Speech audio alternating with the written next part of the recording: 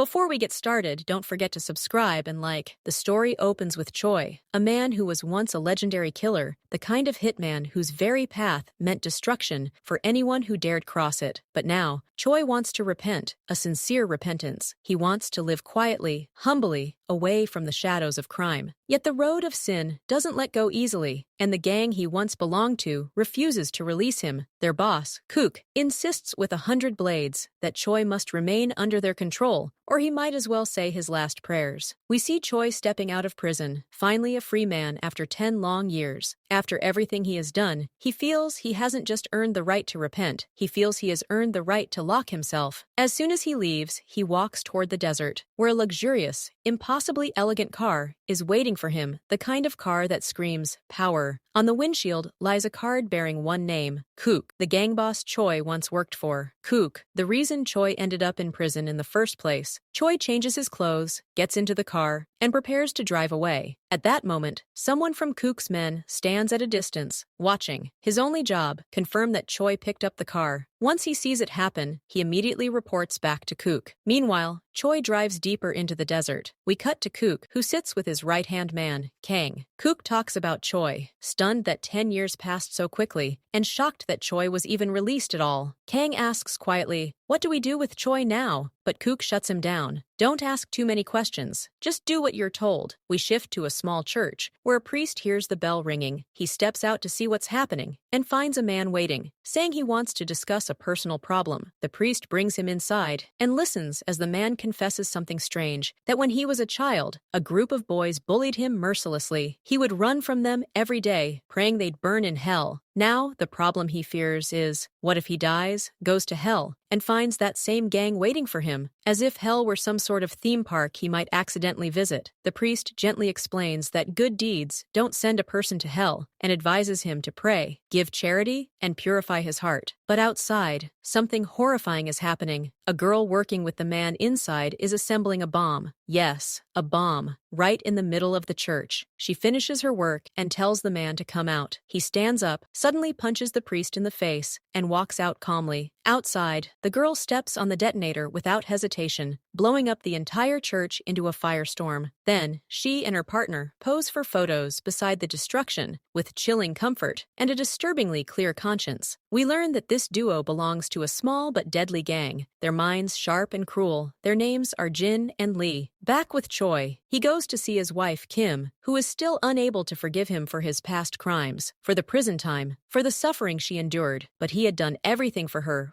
food, her survival. He gave every breath of his life to provide for her, yet she cannot see it that way anymore. Kim tells him to follow her. There's something she wants to show him. She takes him to a private ballet school for children. She points at a little girl dancing gracefully. "She's your daughter," Kim says. She explains that when Choi went to prison, she discovered she was pregnant. She struggled terribly, alone, raising their daughter, whose name we now learn Embi. Choi is overwhelmed. His heart cannot bear the weight of this truth. He steps outside the school. Kim follows him, telling him that she will not introduce him to Embi until he becomes a good man and lives a normal life, far from the world of crime, far from the violent life he once lived. And now, dear viewer, we travel back 10 years into the past, to the day Choi was arrested. We see him entering a forbidden den, a place where not a single thing is lawful. Before stepping inside, he cuts the power. In an instant, darkness floods the building, and Choi begins his assault. With his fists, his legs, and his weapons, he crushes the guards one by one. He moves like a storm, like a blazing fire about to burst from his mouth. Bodies fall before him, one after another, until he reaches their boss. With cold, calm cruelty, Choi stabs him. Only later do we learn that it was Kook who sent Choi to kill that boss, so Kook himself could rise and take control. We return to the present. Choi arrives at Kook's company headquarters. Inside Kang's office, Kang warns his men that Choi is in the building. He orders them to gather all security guards in case anything happens. Kang steps out to welcome Choi. He picks up flowers from a vase, walks toward him with a mocking grin, and says, "You should have told us you were coming. We would have covered the whole floor in roses." Choi doesn't react. He knows Kang is nothing but a hypocrite. Choi asks for Kook. Kang takes him inside Kook's office. As soon as Kook sees Choi, he greets him warmly and begins chatting, but Choi wastes no time. He tells him plainly, "I want to live quietly. I'm done working with you." Kook is shocked. He asks why. Choi replies, "Even if I explain, you won't understand." Kang, trying to snap him out of it, punches Choi in the face a few times as if reminding him who he's talking to, but Choi remains silent. He could break every bone in the room if he wanted to, yet he restrains himself. He simply repeats that he wants a normal life. Kook mocks him, saying, "What? You think I'm some kind of zombie? I live normally too." Choi ignores the sarcasm, stands up, and leaves. In the elevator, Kang places a bag full of money compensation for Choi's 10 years in prison. They assume he's broke and desperate, but the real shock? Choi doesn't take the money. Kook orders his men to follow Choi. Watch him. Report everything. Meanwhile, Kim visits her doctor. The doctor reveals something devastating. Kim shows early signs of leukemia and must begin treatment immediately. Choi, unaware of this, goes to visit his old friend John. John was once one of Kook's men, a professional killer, just like Choi, but God guided him to a new life too. Choi notices burn scars on John's body. John explains that there was a planned fire, his men died in it, but he managed to escape to China. There, he met his wife, married her, and had a child. But once he left, Kang took advantage of his absence and became Kook's loyal dog, because John was once the true right-hand man of Kook. And when Kang came back at that moment, planning to kill him, because he was afraid he would take his place, but John told him that he had left the criminal life behind and wanted to live a normal life with his wife and daughter. Then Choi told him that he also regretted everything he had done in the past. John replied, "Look, brother, I don't want any trouble. Just don't come to me again. When your life becomes normal, I'll visit you." Choi walked away, and on his way, he ran into Kang, who had actually been watching him with his men. Kang told Choi that Kook was very worried about him, which was why they were keeping an eye on him. He warned Choi to forget about the so-called normal life, saying his life would be better with them, and that money would flow into his hands like rice better than letting John and the others catch him and slice him up like fish. Choi told him to stay in his own misery and walked off. On the other side, we see Jin and Lee sitting on a bridge, drinking illegal stuff. Kang called Jin and asked him if he had taken care of the priest, if he killed him or not. Jin said the priest was probably paying for his sins by now. Then Kang gave Lee another mission, to kill Choi. He gave them Choi's car description and plate number. Kook didn't know anything about the plan to kill Choi. Kang just wanted Choi dead, so he wouldn't take Kook's attention away from him. The next day, Choi went to his daughter's school with a toy for her. At the same time, Kim was dropping off her own daughter. When she saw Choi from afar, she pretended not to notice him and walked away, but Choi kept following her. Kim got annoyed, stopped, and asked what he wanted. Suddenly, she collapsed and lost consciousness. Choi panicked and didn't know what happened. He carried her to his car to rush her to the hospital, but on the way, another car crashed into them, pinning them against a wall. The glass shattered onto Kim, and she started bleeding. The ones who hit them were Jin and Lee. Their mission was to kill Choi, but Lee told Jin to leave him for another time, so they wouldn't get caught now. Choi took Kim to the hospital, but unfortunately, she died. He was devastated because he never got the chance to live the life he had planned with her and their daughter. And his daughter still didn't know who he was. He decided to take revenge, severe revenge, for his wife. He went to Kim's house with her phone and called their daughter, Embi. She opened the door and asked who he was, frightened. At that moment, gunshots started raining down on him. Jin and Lee again. Choi told Embi to get inside quickly, and he hid, while Jin chased him. Lee took the elevator with Embi. Jin kept searching for Choi in the dark building. Suddenly, he noticed lights turning on and off, and a shadow running through the hallway. Jin followed it, but it turned out to be just a child. Out of nowhere, Choi attacked him, grabbed him, and threw him off the building. Choi went down, found Jin's phone ringing, and answered. It was Lee. As soon as she heard Choi's voice, she blocked the call and kidnapped Embi. Choi rushed to Kim's house, but couldn't find his daughter, so he kidnapped Jin and left. Meanwhile, Kang went to Kook and told him the priest was dead, just like they wanted. We learned that Kook wanted the land the church was built on,